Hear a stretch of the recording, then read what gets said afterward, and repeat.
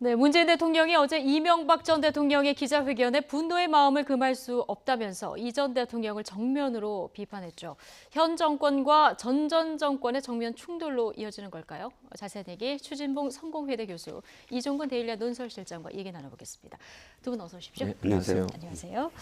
자, 노무현 전 대통령 죽음에 대한 정치 보복이다. 이명박 전 대통령의 이 입장 발표에 대해서 문재인 대통령 분노를 금할 수 없다 이런 입장 표명을 했습니다. 이게 뭐 전례 없는 분노를 표출했다. 뭐 주변인들에서 이런 얘기가 나오고 있습니다. 네, 그렇습니다. 일단은 그 문 대통령의 입장에서 분노라는 표현을 쓴 건 처음이다. 이렇게 지금 네. 얘기되는데 사실은 이제 역대 대통령이 어떤 국내 정치 상황과 관련해서 분노했다라는 표현은 거의 들어본 적이 없습니다. 아마도 저도 어저께 굉장히 검색을 해봤는데 다른 대통령도 역시 마찬가지입니다. 국내 정치 상황에서의 분노라는 표현. 그러니까 얼만큼 사실은 자신의 그 심경을 직접적으로 표현하고 싶어 했느냐라고 볼 수가 있죠. 왜냐하면 굉장히 정제된 발언, 정제된 표현도 많이 있을 수 있거든요. 분노했더라도 예를 들어서 유감이라든지 또는 검찰 수사를 공정히 지켜보자라든지 뭐 이런 여러 가지 어떤 상황들이 있었는데 굳이 분노라는 표현이라고 대변을 통해서 이야기한 것, 그것은 충분히 어떤 이유가 있었을 것이다라고 얘기할 수가 있겠죠. 그러니까요. 이게 일부 비판이 나올 걸 문재인 대통령이 이제 모르지는 않았을 텐데요. 이렇게 직접 지시까지 하면서 분노라는 단어를 쓴 이유 어디에 있다고 보십니까? 저는 이제 문재인 대통령이 그 이명박 전 대통령의 발언에 대해서 명확하게 본인의 의사를 밝힐 필요가 있다고 판단했을 거라고 봐요. 가장 중요한 이유는 이명박 전 대통령이 마치 현 정부가 검찰을 이용해서 정치 보복을 하고 있는 것처럼 말씀을 하셨잖아요. 그 부분에 대해서 그냥 넘어갈 수 없다라고 하는 게 문재인 대통령의 명확한 입장이었다고 보여지고요. 그것이 분노라는 발언으로 표현됐다고 저는 보고, 또 한 가지는 마치 이게 노무현 전 대통령에 대한 반발 또는 거기에 대한 보복식으로 정치 검찰을 이용해서 검찰이 조사를 하고 있는 것처럼 얘기하는 것에 대해서 도저히 받아들일 수 없고 묵과할 수 없는 사안이라고 봤다고 저는 보거든요. 그러니까 문재인 대통령 입장에서 이런 거죠. 현재 검찰에 전혀 개입도 안 하고 있고 뭐 수사에 대해서 가이드라인을 주고 있는 것도 아닌데 마치 문재인 정부가 검찰을 이용해서 노무현 전 대통령에 대한 어떤 뭐 불만 또는 그때 뭐 노무현 전 대통령의 그런 불행한 사태에 대해서 뭐 반발해서 분노하는 형식으로 보복을 한다, 이런 프레임으로 가져가는 것을 도저히 용인하고 바라볼 수 없다고 하는 것들이 저는 마음의 표현이라고 보여지고요. 그것이 결국은 이제 문재인 정부가 추진하고 있는 어떤 검찰과 어떤 경찰이나 권력기관들이 권력기관들이 정부로부터 독립적으로 운영되고 있다고 하는 부분들을 강하게 얘기하고 어필해 왔는데, 그 부분이 이명박 전 대통령의 말에 의해서 뒤집어지는 것에 대한 반발이었다, 이렇게 보여집니다.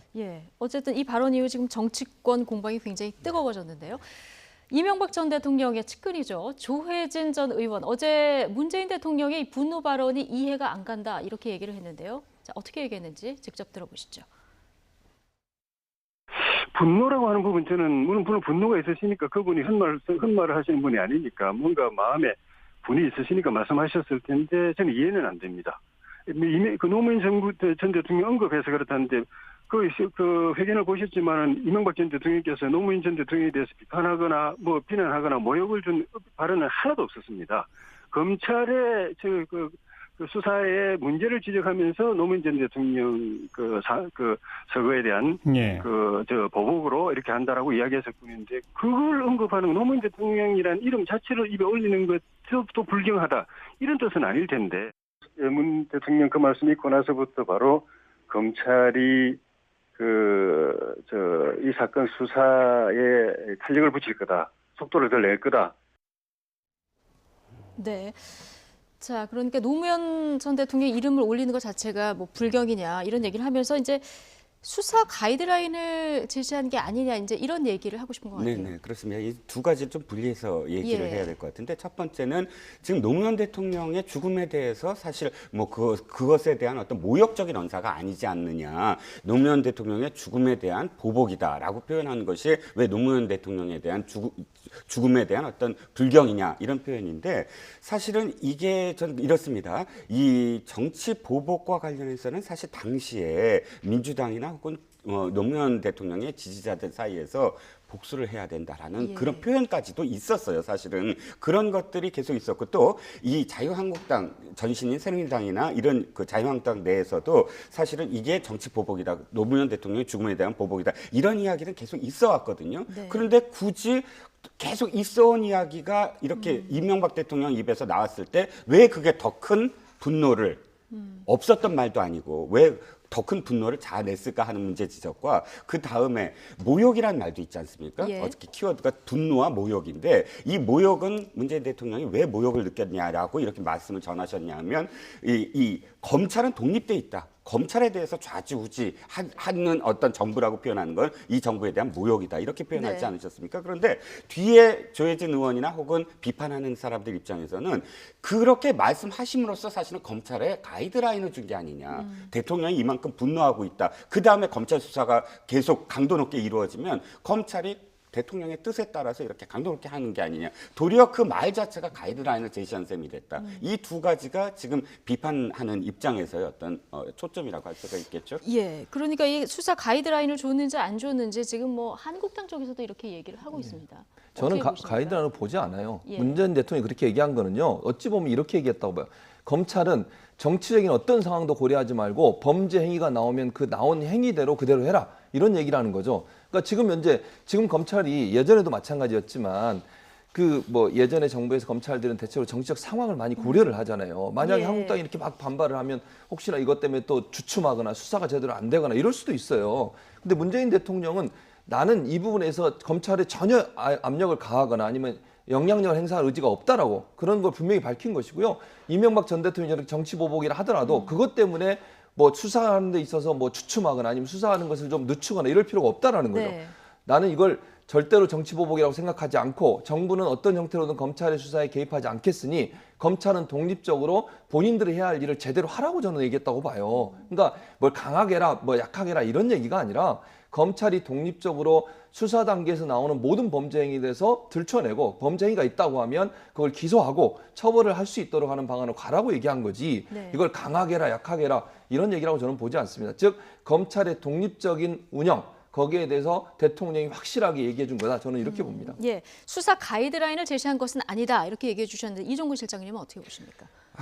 저는 이렇게 봅니다. 뭐냐면 좀 안타까워요. 사실은 왜 우리가 만약에 문재인 대통령 측에서 입장을 안 바뀌었으면 오늘 이 자리까지 계속 뭐가 화제가 됐을까요? 이명박 대통령의 그 표현은 어떤 의미였을까? 그리고 적절했을까? 적절하지 않았을까? 이명박 대통령의 발언이 계속 이야기가 됐을 텐데 예. 지금은 문재인 대통령의 이 발언이 어떤 의미고 전현직 그런 정부 간에 또는 대통령끼리의 어떤 이 진영 공방이 되지 않느냐 이렇게 방향이 흘러갔거든요. 즉 프레임이 그냥 설정이 돼버렸어요. 근데 저는 또 한 가지가 참 이 초점이 뭐냐면 만약 이명박 대통령이 오후에 그 말을 했을 때 오후 그 다음에 청와대에서 분노했다라는 표현이 나왔으면 그건 굉장히 감정적일 거예요. 그런데 네. 반나절이 지났잖아요. 반나절이 지난 다음에는 사실은 굉장히 많은 생각할 단계, 회의도 거치고 그런 어떤 많은 단계를 거친 다음에 분노에 대한 표현이 나왔다. 네. 저는 이것이 어떤 의미를 갖고 있냐면 지지자들을 의식하지 않을 수가 없었겠구나 예. 라는 생각이에요. 그래서 마지막으로 드린 말씀은 문재인 대통령이 왜 그 봉화마을에서 가서 처음에 추도를 할 때 이런 발언을 했죠. 내가 성공한 대통령이 된 다음에 돌아오겠다. 즉 성공한 대통령이 된다는 건 무슨 의미냐면 지지자들한테 갈채를 받는 게 아니라 지지하지 않는 사람들의 마음을 사고 돌아오는 게 성공한 거 아니겠습니까? 그런데 지금 이 발언은 이 지지하지 않는 사람들이 들었을 때는 좀 불편한 왜 전현직 대통령이 이렇게 공방을 벌이지 이렇게 생각이 그러나 지지하는 사람들의 입장에서는 속 시원히 잘했다 이 말은 절대로 했어야 된다 이런 어떤 발언이거든요. 네. 그런 프레임에 스스로 나선 현직 대통령 과연 말씀하셨듯이 이해는 가지만 그런 여러 가지 어떤 뜻이 있을 거라고는 생각을 하지만 그러나 적절했느냐라는 건 아쉬운 대목이 있는 거죠. 오히려 지금 정치 공방으로 번지고 있기 때문에 이 입장 표명을 안 하는 것이 더 좋았을 것이다. 이종구 실장님은 이렇게 보시고 있는데요. 근데 이제 반대로 생각하면 아까 제가 언급해드렸지만 만약에 이게 이제 정치 그냥 넘어가게 되면요. 이명박 전 대통령의 그 발언, 그 예. 발언이 일정 부분 사회에 영향을 미칠 가능성이 있다고 봐요. 그러니까 검찰 입장에서도 이걸 정치 보복으로 보고 이게 만약 국민적 여론에 영향을 미치는 저는 별로 영향을 미치지 않을 거라고 보지만 그런 상황이 되면 검찰 입장에서는 수사하는데 상당히 부담이 되지 않겠습니까? 그건 이제 대통령이 지금 현직 대통령으로서 검찰이 제대로 수사할 수 있도록 하는 어떤 뭐랄까요 본인의 의지를 보여주는 것이 검찰로서는 눈치 안 보고 그러면 가겠다. 예를 들면 여야가 있는 상황에서 지금 논쟁이 되고 이게 프레임이 되고 정치 쟁점화 됐을 때 사실은 여당도 예전에는 야당의 눈치를 보면서 적당히 해결하려는 의도를 가지고 있었던 부분도 있었다고 볼 수 있겠잖아요. 근데 지금의 상황은 그렇지 않겠다는 거잖아요. 이게 정치적으로 부담이 되더라도 적폐라고 얘기하는 소위 잘못된 부분이 있다고 하면 그 부분은 반드시 해결하고 가겠다고 하는 것이 문재인 정부의 어떤 의지니까 그걸 대통령이 분도라는 한마디로 어찌 보면 검찰에 좀 더 자유롭게 수사할 수 있는 그런 어떤 환경을 조성해 줬다. 저는 그렇게 봅니다. 예. 두 분이 이제 이 발언이 적절했는지 좀 이견을 주셨는데요. 어쨌든 문재인 대통령에게 노무현 전 대통령이란 이 얘기를 던졌을 때 이제 문재인 대통령에게는 굉장히 어떤 아픔의 단어 아니겠습니까? 문재인 대통령이 노 전 대통령이 사망한 당일을 떠올리면 내 생애 가장 긴 하루였다. 자, 그날만큼 내가 마지막 비서실장을 했던 게 후회된 적이 없다. 자신의 자서전에서 이렇게 이제 말하기도 했는데요. 문 대통령에게 노무현 전 대통령은 어떤 의미일까요? 장민정 앵커가 정리를 해봤습니다. 이명박 전 대통령과 문재인 대통령이 정면으로 충돌하고 있습니다. 두 전현직 대통령 사이의 앙금은 9년 전 노무현 전 대통령의 서거로 더 깊어졌죠. 세 사람의 얽히고 설킨 악연을 돌아봤습니다. 이명박 정부 시절 노무현 전 대통령은 박연차 게이트로 검찰 소환 조사를 받았습니다. 이때도 노무현 전 대통령의 영원한 비서실장, 문재인 대통령이 변호인 자격으로 함께 왔고 조사에도 입회했습니다. 왜 본인이 또 없다고 말씀하셨습니까? 그냥 먹으면 되겠습니다. 지금 신경을 좀 말씀해 주시죠. 다음에 하시오.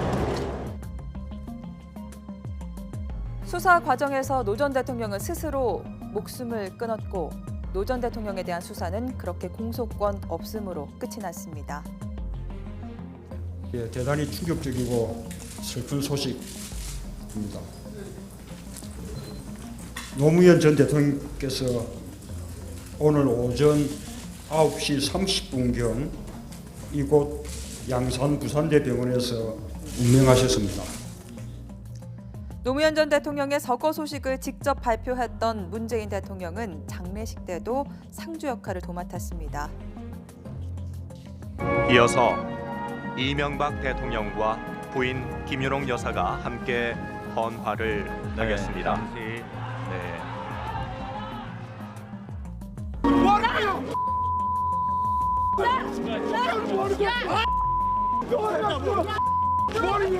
국민장으로 치러진 노 전 대통령의 연결식에 이명박 전 대통령 내외도 참석했는데요. 백원우 당시 민주당 의원이 사과를 요구하면서 한바탕 소동이 빚어지기도 했죠.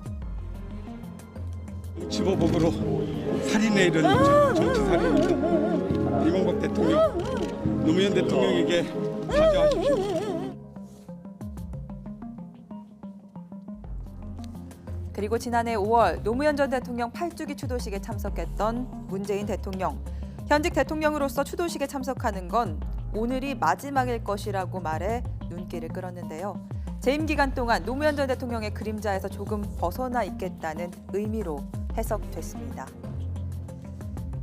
지금도 노무현 전 대통령의 유서를 수첩 안에 갖고 다닌다는 문재인 대통령. 여러 차례 노무현 전 대통령이 검찰 수사를 받을 때 더 적극적으로 대응하지 못한 것에 아쉬움을 드러냈었는데요. 이명박 전 대통령의 성명이 아무래도 영린을 건드린 것 같습니다. 네. 자, 노 전 대통령의 변호인으로 그리고 직접 서거 발표도 하고 자, 뭐 이런 여러 가지 운명 때문에 본인이 얘기한 것처럼 자의반 탄의반 이제 정치권으로 들어온 거 아니겠습니까? 자, 이런 운명. 그래서 지금 영린을 건드렸다 이런 얘기도 나오고 있습니다. 네, 그렇습니다. 자꾸 이해하려고 저도 굉장히 생각을 많이 해봤는데 결정적으로는 이런 것 같아요. 자유한국당 의원들이나 혹은 뭐 그 전신인 새누리당 의원들 입에서도 사실은 이게 정치 보복이다. 노무현 대통령의 죽음에 대한 보복이다라는 말이 나왔을 때도 이렇게까지 사실은 이게 불거지지 않았는데 왜 그랬나 생각을 해봤더니 이명박 대통령이 이 생방송으로 국민들 앞에서 그 표현을 쓴 건 처음이었어요. 예. 그러니까 대통령이 직접, 그러니까 실제로 당사자라는 입장 아니겠습니까? 다른 사람들이 이야기하는 건 이 어떤 은원 관계에 있어서의 당사자가 아닌데 그 당사자가 당사자 입으로 그 죽음에 대해서 이야기하는 것에 대해서는 선을 그어야 된다. 그리고 두 번째 금도는 뭐냐면은 지금 마치 이명박 대통령 측에서 계속 이야기를 흘리는 것이 노무현 대통령 측에 무엇인가가 있다. 그것을 우리가 공개하겠다. 이것이 계속 사실은 언론에 계속 이야기하는 부분인데 사실은 저는 이 표현, 물론 생방송으로 그 표현을 했던 것도 문제지만 이 문재인 대통령 측에서 가장 사실 분노한 대목이 그 부분이 아니었을까. 그러니까 뭔가 있다. 그리고 예. 그 흘리는 것이 마치 노무현 대통령한테도 사실은 그런 적폐라고 불릴 수 있는 여러 가지의 문제들이 있는데 그것을 갖고 있는데 공개가 있다. 이렇게 계속 이야기하는 것 자체도 사실은 이 분노라는 표현을 쓰게 만든 동기가 아닐까 네. 하는 거죠. 뭐 누구에게나 가장 예민하고 이제 중요한 부분이 있는데 예. 이명박 전 대통령이 그래서 이거를 좀 의도적으로 건드린 것이 아니냐 이런 분석도 한간에서는 나오는 거죠. 그런 분석도 있습니다. 사실은 그 이제 문재인 대통령이 가장 이렇게 뭐랄까요? 받아들이기 힘든 부분 중에 하나죠. 그러니까 정치 예. 보복, 특히 노무현 전 대통령에 대한 그런 일들에 대한 정치 보복으로서 지금의 적폐청산이 이루어지고 있다라고 하는 그런 프레임 자체에 대해서 가장 싫어하는 발언 중에 하나인데 그걸 일부러 전직 대통령이 생방송으로 했다는 것 자체가 어찌 보면 의도적으로 했을 가능성도 전혀 배제할 수는 없는 상황이라고 봅니다. 그래야만 사실은요.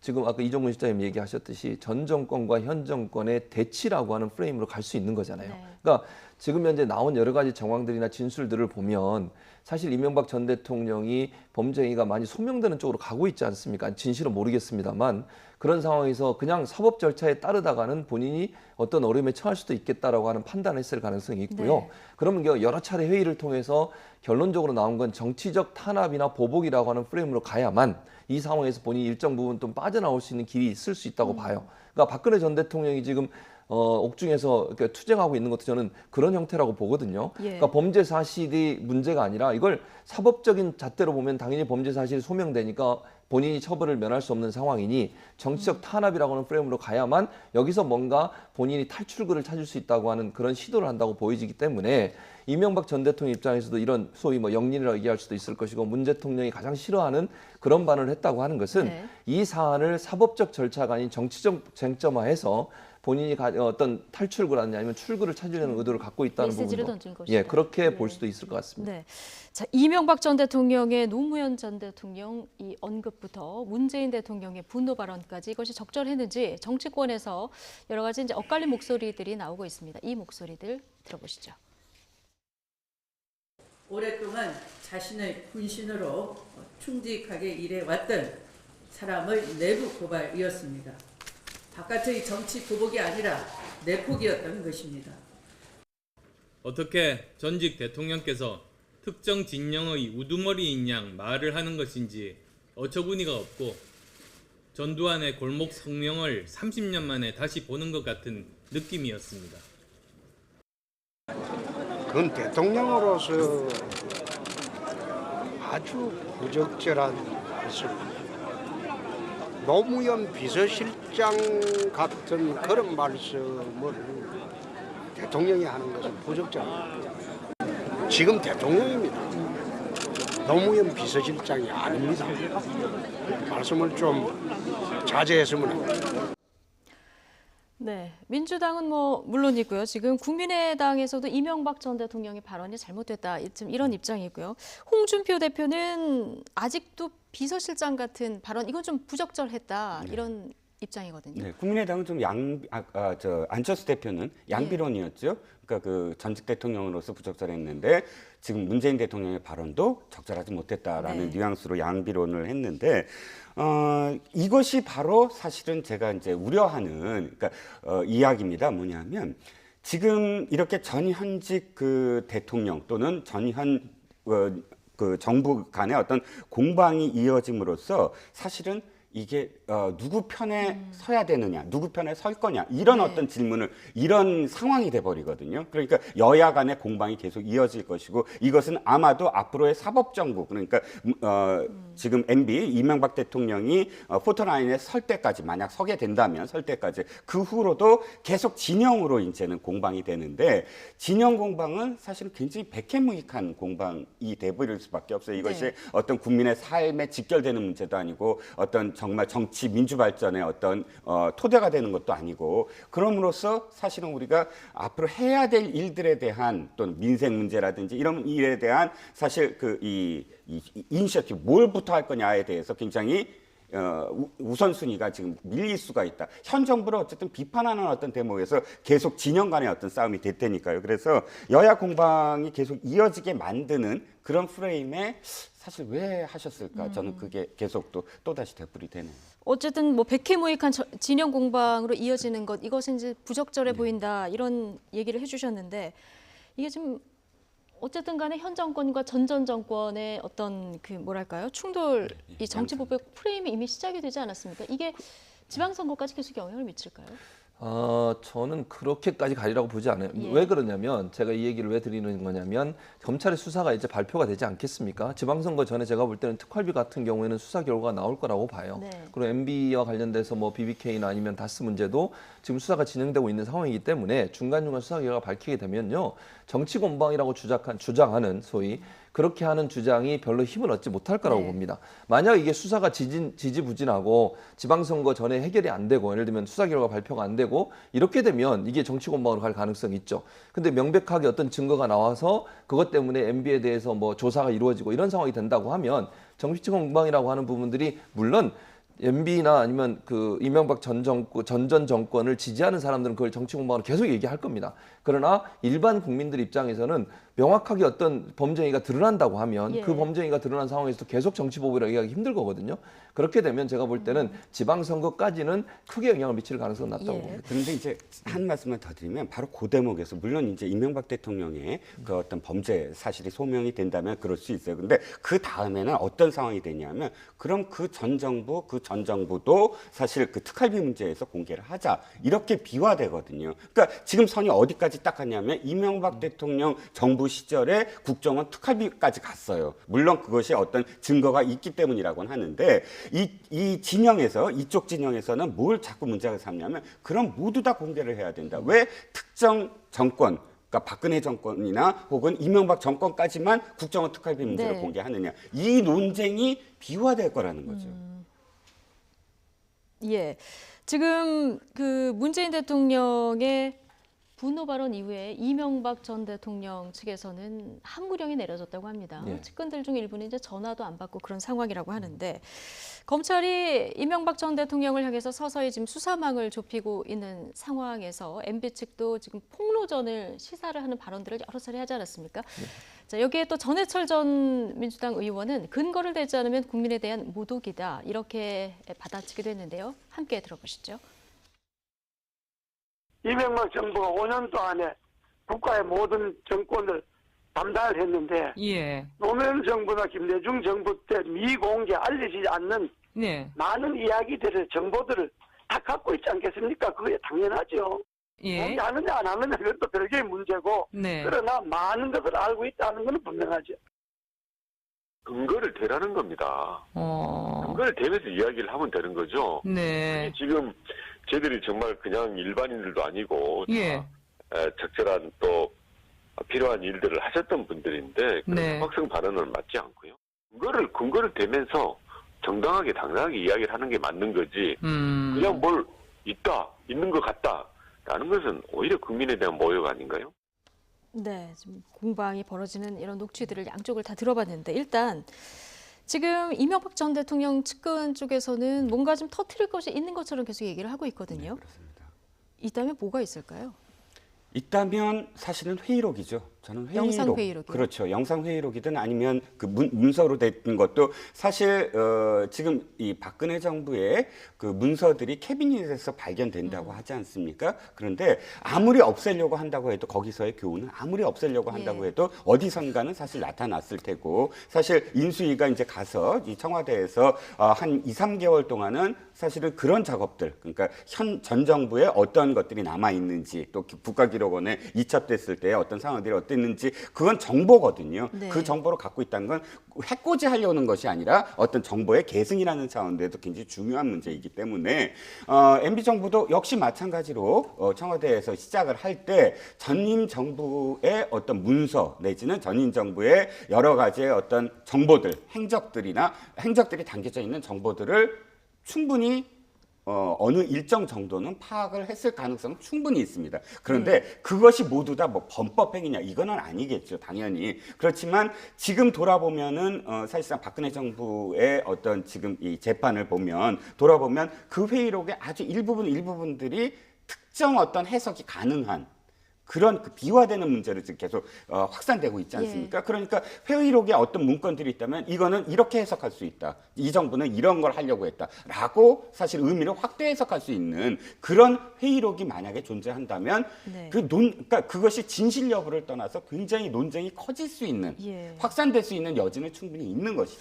그런데 지금 수사가 이명박 전 대통령 뭐 턱끝까지 오지 않았습니까? 그런데 결정적인 증거가 있다면 왜 아직 공개가 안 됐을까? 전해철 전 의원은 근거를 대라 이렇게 얘기를 하고 있습니다. 그러니까 만약에 있다고 하면 근거를 대라는 거죠. 그러니까 만약에 본인들이 지금 얘기하는 것처럼 뭔가 있는 것처럼 뭐 막 부풀려서 얘기를 하는 거잖아요. 그러면 얘기를 하면 되잖아요. 왜 얘기를 안 하는지 모르겠어요. 만약에 그러면 지금 뭐 이재호 전 의원이든 이명박 정부 시절에 뭐 장관을 했던 수석을 했던 연관해서 일했던 분들이 이게 있다고 하면 얘기하면 되는 거잖아요. 얘기해서 그러면 이게 정말 불법적인 일인지 혹시나 있다고 하면 있는지 없는지도 모르겠습니다만 뭐 얘기하면 되는데 이걸 얘기 안 하고 마치 있는 것처럼 하는 게 사실은 이게 더 의혹을 만들어내는 거예요. 실제를 대면서 근거를 대면서 얘기해버리면 사실 거기서 논쟁이 되거나 아니면 뭐 해결이 되지 않겠어요? 그런데 이걸 마치 있는 것처럼 뭔가 숨겨놓고 있는 것처럼 얘기하면서 의혹을 부풀리는 것이 결국은 어찌 보면 조그만 걸 더 확대시키는 데 활용하는 방법이라고 봐요, 저는. 그러면 이명박 전 대통령에 대한 어떤 조사, 압박 이런 부분들을 좀 정치적으로 풀어보려고 하는 의도를 가지고서 이런 말들을 자꾸 한다고 저는 봐요. 만약 있으시다면 얘기하고 그거에 대해서 밝혀내고 나서 그것이 정말 문제가 있는지 없는지를 논의해 봐야 되는 거죠. 그것도 하나도 어떤 근거나 증거를 대지 않고서 마치 뭔가 갖고 있는 것처럼 얘기하는 것 자체가 어찌 보면 정치적으로 이 문제를 변질시키려고 하는 의도를 갖고 있다고 보는 거죠. 그러니까 이명박 전 대통령의 성명을 보면은 의혹에 대한 해명은 없었고 어떤 보수 괴멸 이런 단어를 쓰면서 이제 정치적 메시지를 던진 거다. 보수가 집결해라 이런 메시지를 던진 거다. 이런 분석이 많은데 그런데 이제 박근혜 전 대통령 같은 경우는 콘크리트 지지층이 있지 않았습니까? 이명박 전 대통령 같은 경우는 어떨까요? 이렇게 보수 집결해라 했을 때 집결할 어떤 지지층이 좀 가능할지 이것도 좀 의문입니다. 일단 첫 번째 그것을 알 수 있는 것이 한국당이 움직였어야 돼요. 한국당이 왜냐하면 그 지지라는 건 별개의 어떤 지지자일 수는 없잖아요. 보수 진영이라는 큰 틀에서 보면 한국당에 표를 던져주고 한국당 의원들을 찍어줄 사람들이 사실은 나서줘야 되는데 그걸 의식했어야 됐는데. 의혹이 지금 계속 나오는 상황이니까 한국당도 지금 딱 그 같은 편에서 얘기를 이어나가기가 좀 곤란한 상황 아닌가요? 그렇기도 하지만 그럼에도 불구하고 사실은 훨씬 더 적극적이 되었어야 했는 한국당이 오히려? 거리를 두고 있어요. 사실 아까 그 홍준표 대표가 좀 발언은 그렇게 했지만 그러나 당 차원에서 어떤 뭐 논평이 계속 이어지고 그 다음에 원래 야당 특히나 이런 상황에서는 뭐가 돼야 되냐면 진실규명대책위. 예를 들어서 무슨 위원회를 만들고 그 위원회에서 검찰에 항의 방문하고 지금 공정하게 수사하고 있느냐. 이것이 수순이에요. 당연히 해야 돼. 했어야 돼. 만약 그런데 지금은 약간 거리두기를 하고 있다 이렇게 보시는 거죠. 저 정도의 어떤 논평이라면 그냥 뭐 검찰 수사 받으세요. 이렇게 지금 이해할 수밖에 없는 정도의 몸살이거든요. 그건 즉 지지세가 아직은 이게 지금 현재 어떤 상황을 좀 관망해야 된다. 라는 상황이고 그러면 그렇기 때문에 사실은 이명박 대통령 측에서 나오는 표현이 이런 표현이에요. 그러니까 이것이 보수의 괴멸이고 그다음에 정치 보복이다. 이거는 박근혜 대통령과 이명박 대통령을 모두 묶어서 하나의 어떤 보수이고 그다음에 이 모든 수사가 전임 정부까지 안 이어지는 것은 바로 의도가 있는 수사다. 이것을 이야기함으로써 전체 보수를 묶으려고 하는 의도가 충분히 있는 것이죠. 그래서 한국당도 살짝 거리두기에 들어갔다면 이명박 전 대통령이 정치적 메시지가 어느 정도 효과가 있을지 참 의문이긴 한데 검찰 수사는 어쨌든 계속 지금 진행이 되고 있고요. 지금 불리한 증언들이 계속 쏟아지고 있는데 어제 오늘 이 김희중 전 비서관 이 사람의 입에 지금 굉장히 관심이 쏠리고 있습니다. 그렇습니다. 어디까지 알고 있을까요? 제가 볼 때는 많은 걸 알고 있을 거라고 생각이 들어요. 이분이 김희중 씨가 1997년부터 이명박 전 대통령과 함께 했거든요. 그러니까 다스도 일정 부분 저는 알고 있다고 봐요. 그리고 김희중 씨가 꼼꼼한 성격이어서 이명박 전 대통령이 자금 관련에 있어 김희중 씨한테 많은 부분을 맡긴 것으로 알려지고 있어요. 그리고 김희중 씨가 청와대에서 맡았던 직책이 제1 부속 비서관이었잖아요. 부속실장이었죠. 그러니까 대통령 지근거리에서 항상 대통령과 함께 있는 그런 역할을 했던 사람이에요. 그래서 제가 볼 때는 이제 이 김희중 전 실장이 많은 그러니까 MB와 관련된 특활비 문제 또 다스와 관련된 자금 흐름의 문제에 있어서 많은 부분을 알고 있을 것으로 생각이 되어지고요. 그리고 이제 사실 이제 그럼 왜 김희중 씨가 이명박 전 대통령 연배고 이렇게 사례가 멀어졌냐 여러 추측들이 있는데 가장 이제 많이 회자되고 있는 얘기들은 이런 겁니다. 이분이 금품 수수 혐의로 구속이 된 적이 있어요. 네. 그래서 1년 8개월인가 예, 솔로몬 예. 저축은행 관련해서 거기서 뇌물을 받은 것으로 인해서 그래서 실형을 살았습니다.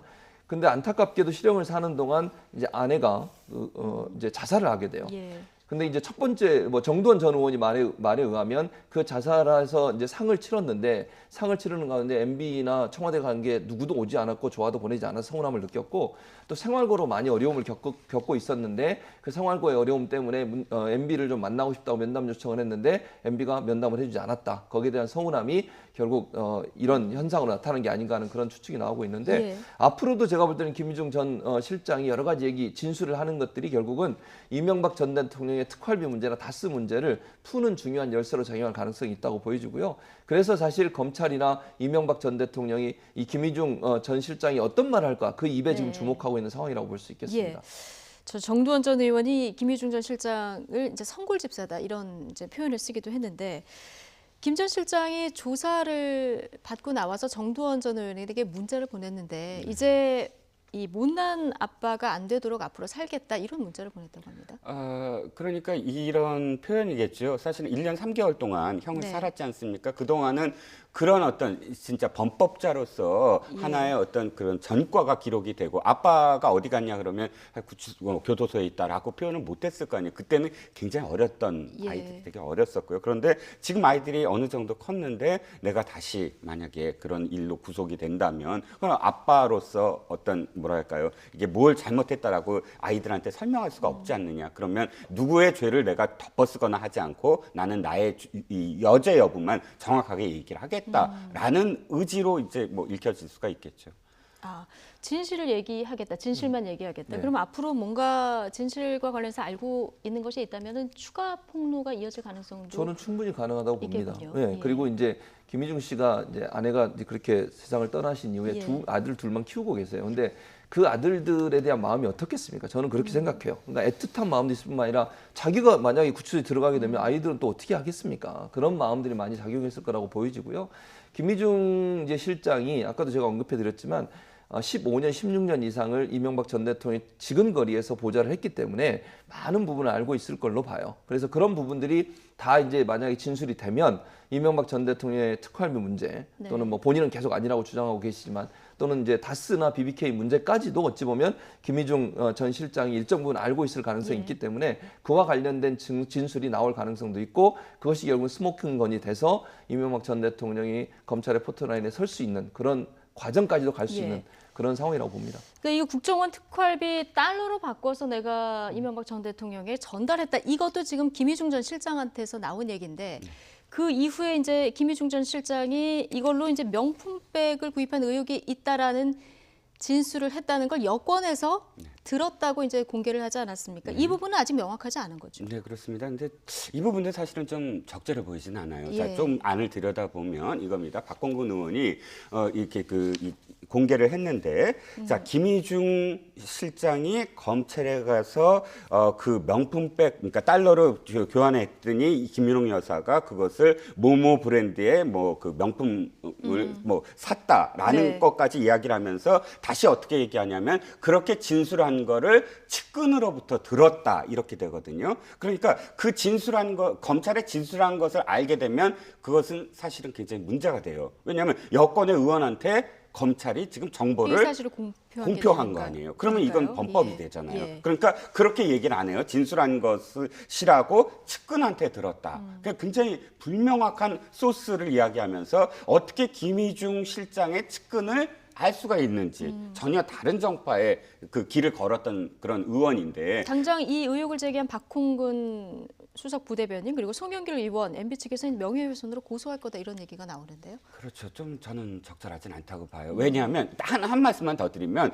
우리가 자기가 듣고 싶지 않은 이야기를 자기가 하면 안 되잖아요. 예를 들자면 권양숙 여사의 논두렁 시계 문제, 사실 작년에 그것이 국정원에서 개입을 하고 뭐 방송국 간부와 만나고 이런 것들이 드러나면서 하나의 공작 차원에서 그런 것들이 흘려져서 사실은 궁극적으로는 노무현 대통령의 죽음에도 하나의 어떤 계기가 됐다라고 우리가 그 보도가 되지 않았습니까? 그런데 지금 이 상황도 사실은 굉장히 유사하지 않습니까? 정확한 근거가 있지도 않고 그런데 추측성 이 발언을 함으로써 그것이 확대되면 사실은 이 똑같은 어떤 양상, 똑같은 걸 되갚아준다 이런 어떤 느낌밖에 안 되는 것이죠. 네, 어쨌든 아직까지는 이제 명확하진 않습니다만은 만약에 혹시라도 이런 의혹이 사실이라면 이건 굉장히 파장이 클 수밖에 없는 상황인데요.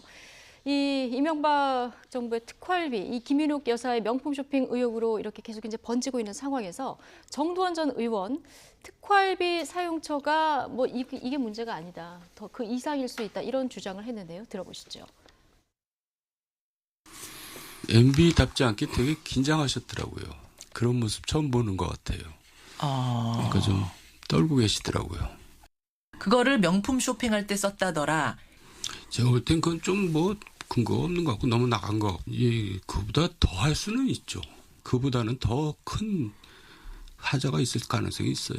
그러니까 대통령 선거 과정에서 알 수 없는 일들이 많이 벌어졌습니다. 사실. 고비가 한 세 번이나 있었는데. 어떤 거 지금 말씀하시는 거죠? 그거는 지금 제가 죽기 전에나 말할 수 있는 일들이 있거든요. 그게 이제 대통령 후까지 이어집니다. MB가 대통령 되는 그 과정을 말씀하시는 그렇죠. 거예요? 거기서 별 일이 다 벌어지는데 우리는 이제 그런 걸 헤쳐나왔죠. 근데 그게 후유증이 대통령 후까지 갑니다. 그걸 처리하는 과정에서 돈들이 필요해요. 아주 그냥 경천동지할 일들이 벌어졌죠. 네.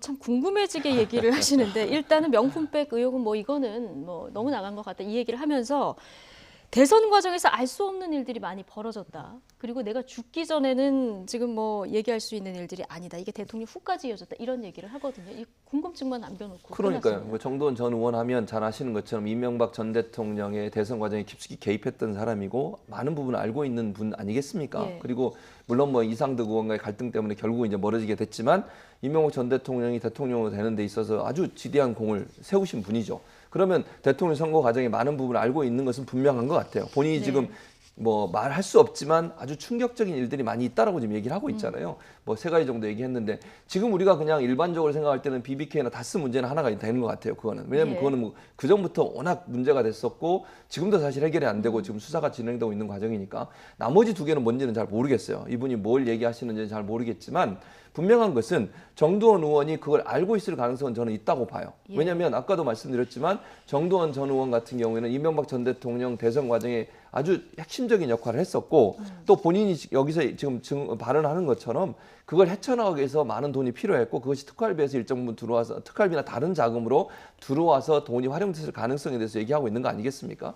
그런 차원이라고 하면 정두원이 뭘 알고 있는지 모르겠지만 그거는 분명히 밝혀졌을 때 사회적으로 큰 파장을 일으킬 수 있는 그런 내용이 있는 것은 분명한 것 같습니다. 네, 그러니까 대선과 만약에 관련이 있다라고 한다면은 이거는 뭐 진짜 명품백 구입과는 또 비교할 수 없는 그런 훨씬 파장이. 더 파괴력이 큰 내용들이겠죠. 국정원 특활비는 도대체 어떻게 조성이 돼서 어떻게 지금 사용이 되는 건지 참 국민들이 굉장히 분노하고 있는데 이 부분에 있어서 이제 민간인 사찰 관련자들 입막음용으로 들어간 부분 이 부분도 지금 검찰 수사에서 지금 의혹으로 남아서 조사가 되고 있지 않습니까? 네네. 이게 저는 굉장히 큰 도화선이 될 것 같아요. 자, 지금 뭐냐면 김희중 실장만 빼놓고 두 사람이 지금 구속됐어요. 구속 요청이 청구됐습니다. 그런데 모두 다 국정원 특활비 문제예요. 근데 안을 들여다보면 다른 문제가 지금 두 가지로 파생이 됩니다. 하나는 뭐냐면 다스 문제예요. 그러니까 김백준 총무기획관이 지금 구속이 됐는데 사실 저는 김희중 실장보다 김백준 기획관이 훨씬 더 사실 굉장히 많은 부분들이 김백준 실장 기획관으로부터 나올 가능성이 크다. 왜냐하면 자 다스와 관련해서 BBK와 관련해서 BBK의 부회장이었어요.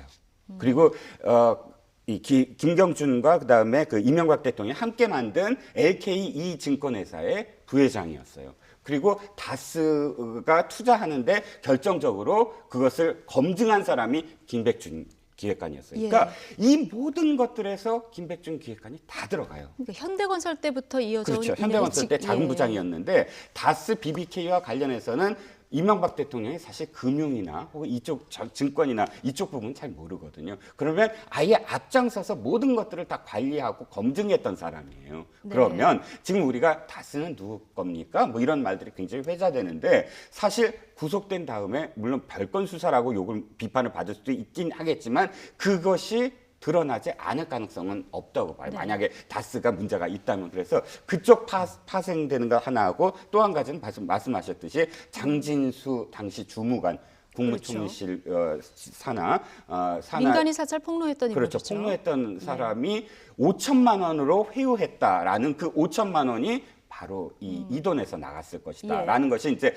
거의 그거는 맞춰졌는데 그렇다면 그때 안 밝혀진 것, 꼬리만 잘랐다고 얘기하지 않습니까? 장진수 주무관도 왜 그때 감옥에서 폭로를 했냐면 왜 나만 당하느냐. 이런 어떤 억울함 때문이었다고 하는데 그것이 재수사가 들어가면 실질적으로 그것을 지시한 사람이 누구냐라고 사실은 다시 한번 그 사건이 회자될 수 있는 가능성이 있겠죠. 예, 지금 말씀해 주시는 동안 속보가 한 가지 들어와서요. 좀 전해드리고 이야기 이어가도록 하겠습니다.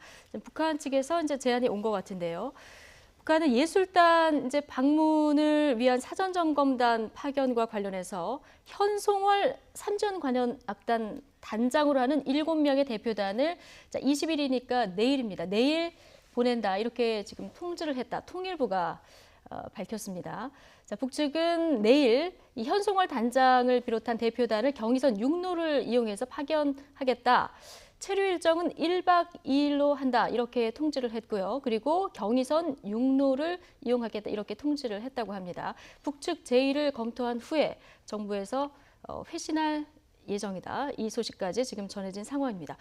현송월 단장이 지금 단장으로 오는군요. 그렇죠. 예. 아무래도 이제 그 삼전관현악단을 예전에 있던 악단은 오케스트라가 중점이었지 않습니까? 예. 거기에 인원을 조금 더 보강을 해서 아마 새로운 형태로 아마 네. 평창 올림픽 예술단의 하나의 형태가 되지 않을까 하는 생각이 들어요. 예. 그러니까 원래는 삼전악단은 규모가 뭐 한 그렇게 크지 않거든요. 20, 30대 여성들로 구성돼 있고 주로 오케스트라만 하는데 거기에 그렇죠. 가수, 그다음에 무용수를 합쳐서 이제 새로운 어떤 형태로 만드는 거죠. 예, 이게 좀 확장돼서 그렇죠. 이 관현악단을 지금 현송월 단장이 데리고 온다는 이끌고. 거죠. 왜냐하면 지난번에 현송월 그렇죠. 단장이 오면서 직책이 그거였어요. 관현악단장 이렇게 예. 왔잖아요. 원래는 모란봉 악단장이었잖아요. 그런데 네. 그 이름을 쓰지 않고 관현악단장으로 이름을 쓴 것도 어찌 보면 네. 이 관현악단을 새로운 형태로 꾸리고 거기에 최고 책임자로 현송월을 보내겠다라고 하는 것이기 때문에 네. 현송월이 와서 전체 관현악단을 움직일 것 같고 예. 제가 볼 때는 모란봉 관현악단 일부도 아마 같이 오지 않을까 하는 생각이 예. 들어요. 그래서 그 네.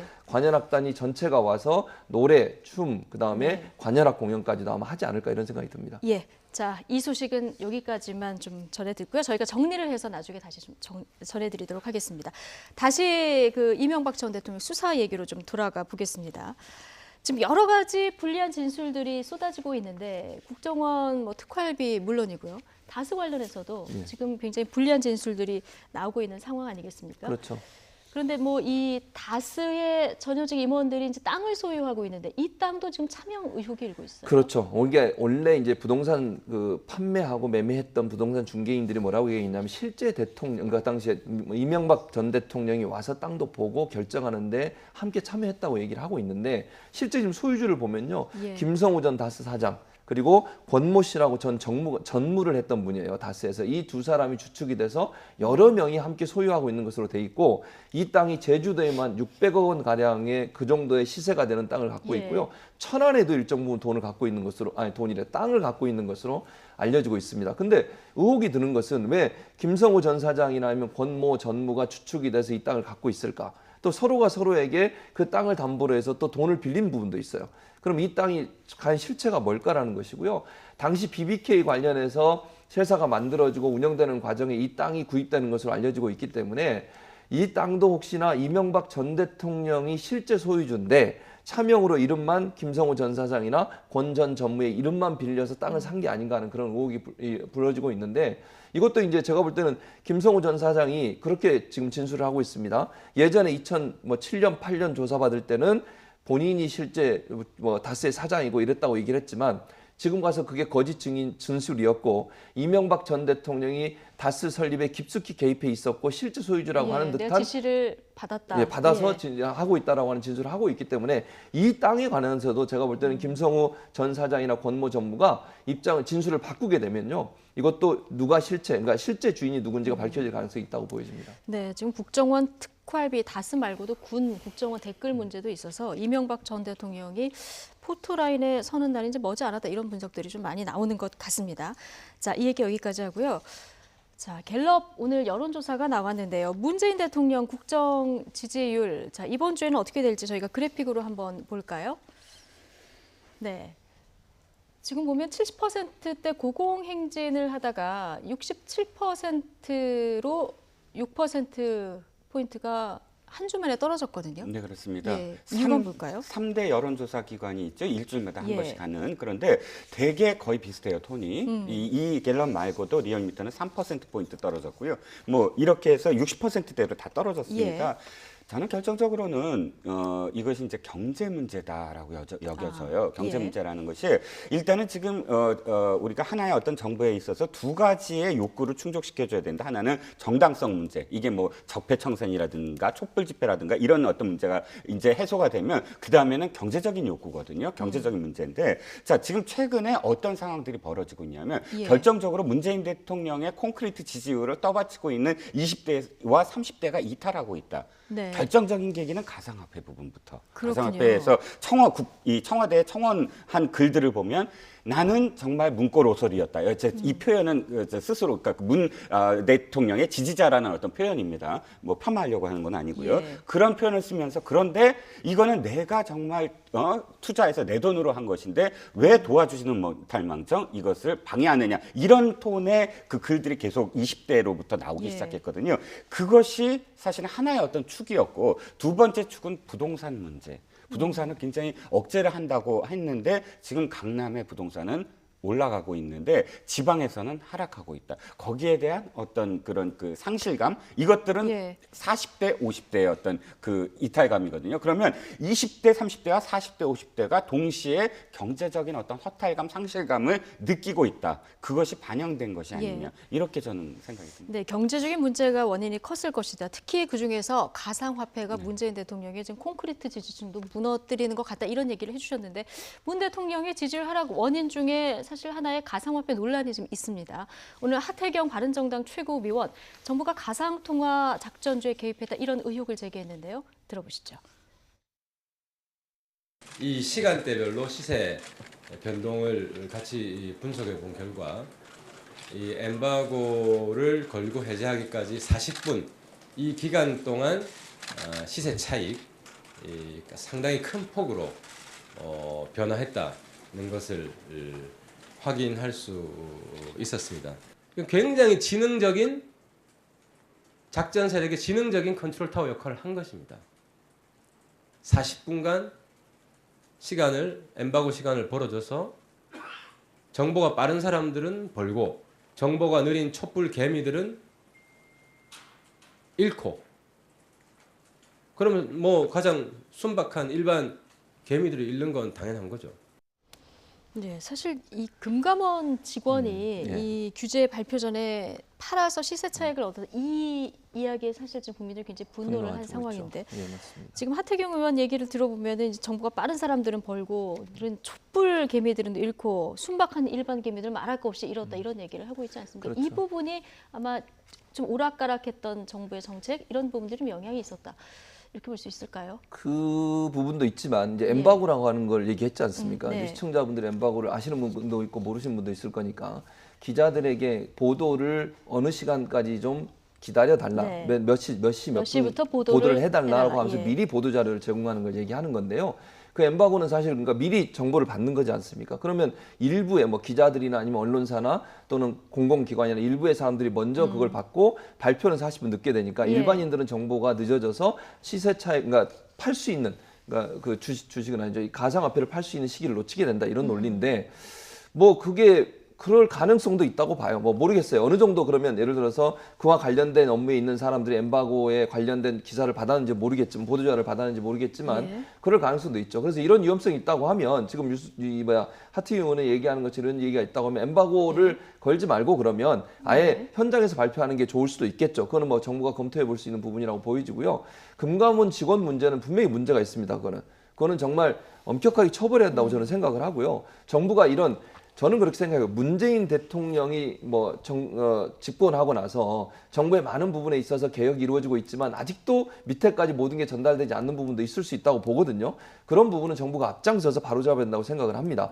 국민들이 얼마나 큰 실망을 하겠습니까? 금감원 직원이 미리 정보를 빼내가지고 그걸 또 다른 사람한테 알려주고 그래서 자기는 시세차익을 얻고 이렇게 했다고 하면 그게 사실이라고 하면 엄하게 처벌해야 한다고 생각을 하고요. 공무원들이 국민을 위해서 일하지 않고 본인의 개인의 이익을 위해서 일하는 사람들이 있다고 하면 정부가 앞장서서 그런 부분을 바로잡는 일에 정말 매진하셔야 된다고 저는 생각을 합니다. 예, 이 부분도 좀 철저하게 짚고 넘어갈 필요가 있다. 어쨌든 뭐 가상화폐라든가 유치원 교육이라든가 좀 오락가락한 정부 정책이라든가 뭐 정치 보복 때문이다. 이렇게 여러 뭐 기관마다 조금 다르게 지지율이 떨어진 이유들을 분석하고 있던데요. 다음은 또 평창 변수라는 것이 있으니까요. 앞으로 이 지지율 추이는 조금 더 지켜보도록 하고요. 자, 바른정당과 국민의당 통합 이야기를 좀 해보겠습니다.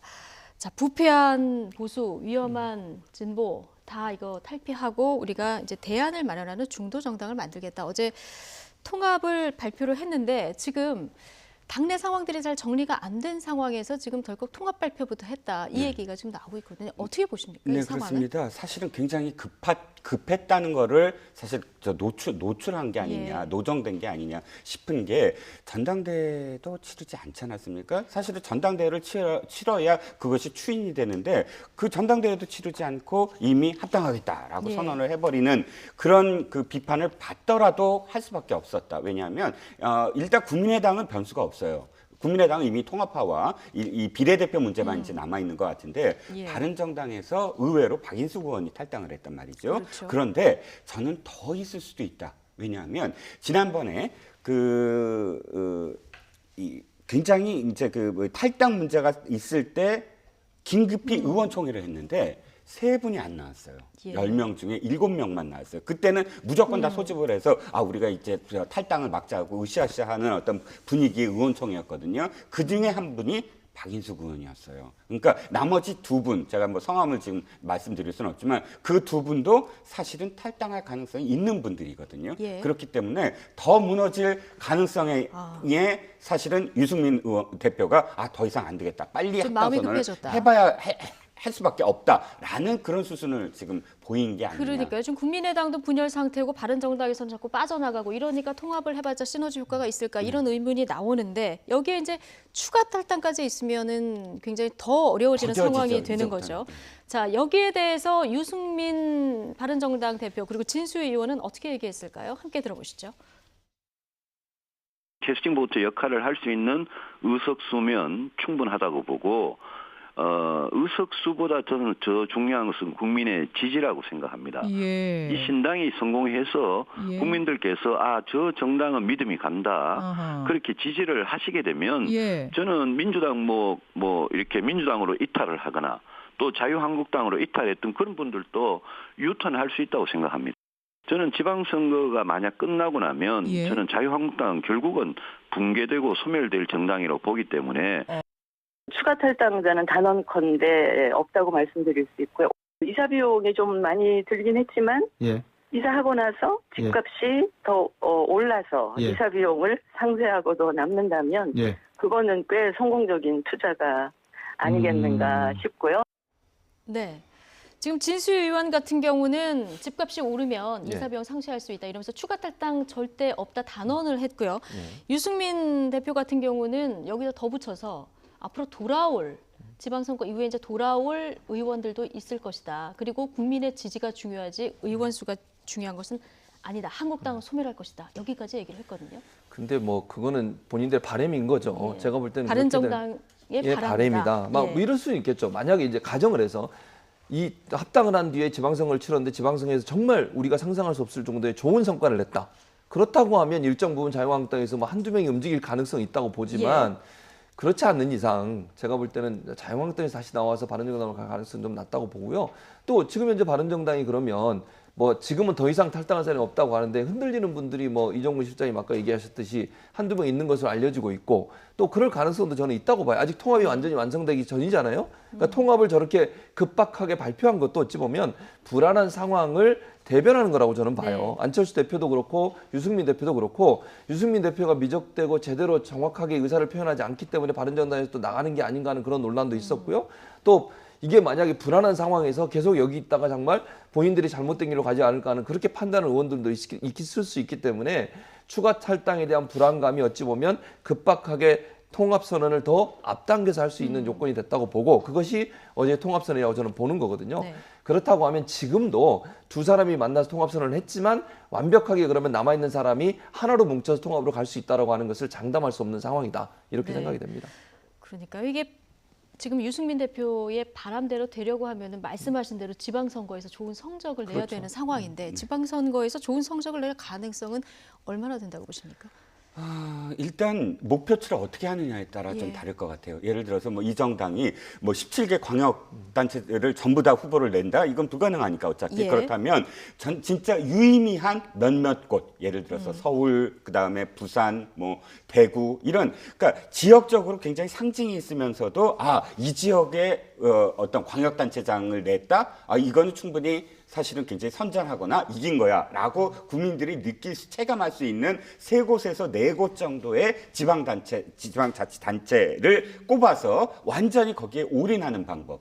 그러니까 한 말씀만 더 드리면 유승민 대표나 혹은 안철수 대표가 둘 다 누군가 당대표를 하고 누가 지방자치단체로 나가는 것이 아니라 둘 다 지방자치단체장 선거에 끼어들고 나머지 그 결과를 보고 사실은 당의 어떤 미래를 다시 한번 다져나가는 이런 식의 어떤 수순을 둔다면 저는 가능성이 전혀 없지는 않을 것 같아요. 그런데 지금 사실 조금 기류가 이상한 게 백의종군을 물었을 때 유승민 대표가 그건 좀 거리를 뒀거든요. 왜냐하면 안철수 대표는 백의종군을 했는데 이게 바로 유승민 대표는 그런데 지금 책임질 일이 더 많기 때문에 이게 무슨 꽃길을 가는 것이 아니기 때문에 책임에서 굳이 회피하지 않겠다 뭐 이런 의미다 이렇게 얘기를 하던데요. 그런데 저는 그 기류가 뭐냐면 유승민 대표로부터 뭐 어디를 나가라 이런 어떤 당내 그 선이 사실 백의종군이 저는 그 의미라고 보거든요. 근데 그거를 지금 차단한다는 건 안철수 대표는 나가되 자신이 당을 이렇게 잡고 당을 흔들지 않게 책임을 지겠다 이렇게 또 느껴질 수 있어서 이게 나중에 또 분쟁의 어떤 상황이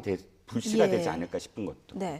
자, 의석수보다 중요한 것은 국민의 지지다 이렇게 얘기를 했는데 그렇다면 이제 국민들이 통합 이야기가 나오면서 지지율이 어떻게 달라졌는지 한번 볼까요? 자, 정당 지지율 일단 보면은 민주당 똑같고요. 자유한국당 2%포인트 정도 빠졌고 국민의당 가고 바른정당이 한 2%포인트 정도 뭐 오른 그런 상황이죠. 이건 이제 리얼미터 조사고요. 그리고 이제 신정당 구도, 이제 잠재 정당 지지도를 조사를 해봤을 때요. 국민의당하고 바른정당을 통합했을 때 10% 정도거든요. 이거는 어떻게 분석할 수 있을까요? 저는 그렇게 생각해요. 이게 이제 참고로 말씀드리면 어제 이제 통합 발표가 반영되지는 않은 수치입니다. 그렇죠. 그러니까 바른정당하고 바른통합당이라고 이름을 붙여놨는데 국민 바른통합당, 국민의당과 바른당이 통합했을 때의 시너지 효과가 얘기하는 게 이제 뭐 이런 자료들을 얘기하는 것 같은데 이거는 제가 볼 때 뭐랄까요? 국민들이 그냥 국민 반대당과의 차이를 두는 어떤 그런 면으로 보는 거지. 예를 들면 이런 거잖아요. 국민들 입장에서는 국민의당과 바른정당이 통합해서 어떤 시너지 효과가 날 거라고 하는 부분, 일정 부분 지지하는 부분이 있는 부분이 있을 것 같아요. 그러니까 그게 결국은 바른정당을 반대하는 사람들이서 일정 부분 빠져나왔다고 저는 보는 것이고 또 기존의 국민의당과 바른정당을 지지했던 사람들이 주류는 결국 통합당 쪽으로 가 있는다고 보는 거죠. 그러면 결국 10% 정도가 되지 않겠어요? 그러니까 기존의 국민의당 지지층, 그다음에 바른정당 지지층이 뭐 대부분은 그쪽으로 갔다고 보여지고 그게 반영된 결과이기 때문에 저게 폭발력을 일으키려면요 다른 데서 빠져나와야 되는 거예요. 예를 들면 더불어민주당이든 자유한국당 이런 데서 와야 되는데 제가 볼 때는 거기서 빠져나오는 게 그렇게 많지 않다고 저는 봐요. 그러니까 제 개인적인 생각은 그렇습니다. 그래서 국민의당과 바른정당에서 함께 지지했던 분들이 통합에 대해서 긍정적인 생각을 갖고 있는 부분에 대한 반영이지 않나 하는 생각이 듭니다. 다른 정당에서 빠져나오는 건 아니고요. 저는 생각이 좀 다른 게 늘 이 금요일마다 사실 이걸 보면서 느끼는 게 이겁니다. 다 합쳐보면 돼요. 이 정당 지지율을 다 합치면 뭐가 나오냐? 75%가 나와요. 네. 합당하든 안 하든 전체 75%. 그러니까 나머지 25%가 안 움직이는 거예요. 예. 진짜 아주 콘크리트로 무당파. 부동층이 안 움직이는 거예요. 그러니까 합당해서 다른 정당의 사람들이 오는 게 중요한 게 아니라 그 25%가 움직이면 조금이라도 몇 %라도 움직이는 게 보이면 판이 흔들리고 지금 이 통화의 효과가 나타나는데 제가 지금 한 4주째 사실 보고 있거든요. 한 번도 25% 내외에서 1%, 2% 포인트가 움직이지 안 움직여요. 즉 지금 통합해서 정치의 어떤 틀을 지금 바꿔나가지 못하고 있다. 판을 흔들지 못하고 있다. 영향력이 없다. 이렇게 지금 생각을 들 수 있는 거죠. 그렇군요. 지금 뭐 지지율 살펴봤는데 이혼도 안 했는데 새 배우자와 약혼했다 뭐 이런 비유들을 많이 하시던데 어쨌든 간에 뭐 합당을 하든 뭐 아니면 또 이제 분당을 하든 이런 상황에서 조금 마무리는 아름다워야 되지 않을까 이런 생각이 듭니다. 자, 최준봉 성공회대 교수 그리고 이종근 데일리아 논설실장과 함께했습니다. 고맙습니다.